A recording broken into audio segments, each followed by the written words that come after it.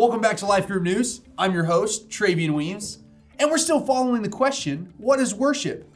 As we've discussed before, worship is just celebrating the greatness of God. But today, let's do a little bit of recap as we follow that question. So we talk about this guy named Moses. Moses wasn't necessarily that great of a guy at first. He was a murderer, but then God used him through a burning bush. He spoke to him and used him to lead the Israelites out of Egypt. Before he do that, he went up to Pharaoh and he's like, let my people go. And Pharaoh was like, how about no? So then God brought 10 plagues. If we can name them all, one of them was big old locusts, another one was a bunch of flies, then we had gnats, then we had darkness, and we had hail. And then the last one, most important one, was Passover. Whenever God brought death to the firstborn of every single child in Egypt. But it wasn't just to everybody. If the Israelites were to put the blood of a spotless and blameless lamb over the fence posts, over the doorposts of their house, the death would pass over them. And that was one of the clearest depictions of Jesus that we see in the Bible. Then the Israelites leave. Moses parts the Red Sea, crashes it over the Egyptians because the Egyptians started following them. And then they're out in the wilderness for 40 years. But they're out in the wilderness and they start to get hungry, so God provides manna for them. Makes it rain manna, it's great, and provides quail in the nighttime. And then we see, as we talked about last week, Moses brought the 10 Commandments. Brought the 10 Commandments from Mount Sinai. He was up there for so long, and we're gonna talk about more of that today.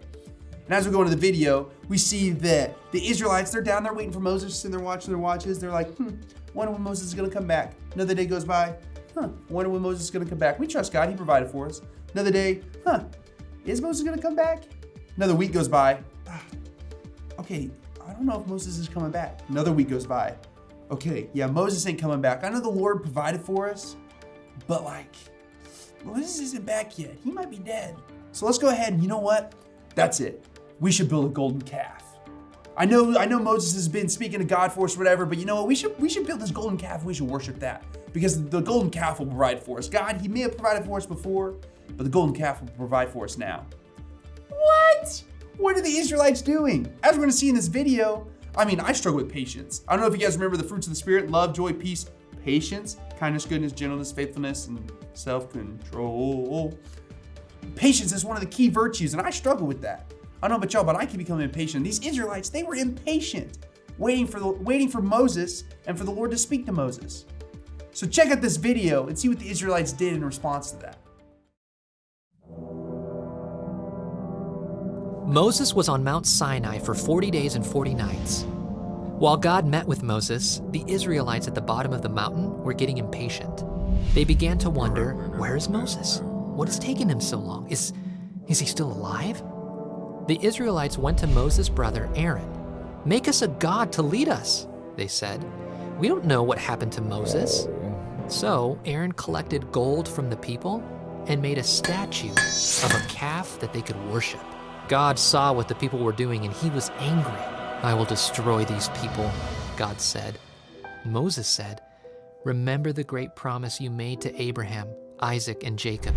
You promised to give them as many offspring as there are stars in the sky. You promised to bless them and give them land. So God did not destroy them. Moses went down from the mountain carrying 2 stone tablets on which God had written the laws. Moses got closer to the camp and saw that the people were dancing before the golden calf. So he threw down the stone tablets, smashing them at the bottom of the mountain. Then he destroyed the golden calf. The next day, Moses went back up the mountain to talk to God. These people have sinned against you, he said. Please forgive their sin. God told Moses to return to the people and lead them. When the time comes, I will punish them for their sin, God said. God sent a terrible sickness to the people because they worshipped the golden calf. God continued to meet with Moses and give him laws and instructions. One morning, Moses went up the mountain to meet with God. God came down in a cloud and he said, "The Lord is a compassionate and gracious God, but he will not leave the guilty unpunished." Moses bowed down and worshiped God. "Lord, please go with us," he said. "Forgive our sin and accept us as your people." Moses acted as the people's mediator, standing for them before God. Moses could not do anything to make up for their sin, but we have a better mediator, Jesus. Jesus paid for our sin on the cross and stands for us before God. When we trust in Jesus, our sins are forgiven.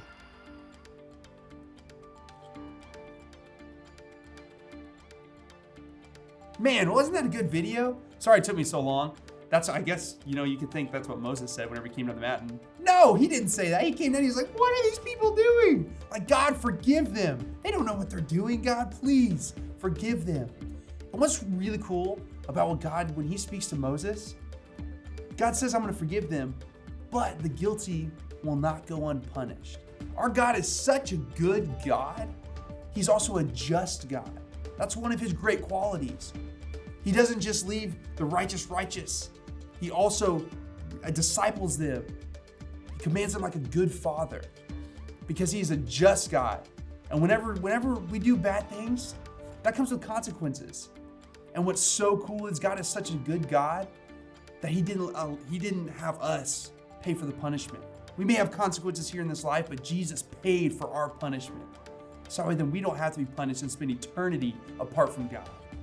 Jesus is our better mediator than Moses ever could be, because Jesus paid for our sin as our punishment and was the propitiation. It's a big word, but he was the propitiation of our sins to take away the wrath of God, because our God is just. That's it for Life Group News. I'll catch you next week as we continue to talk about worship. Peace out.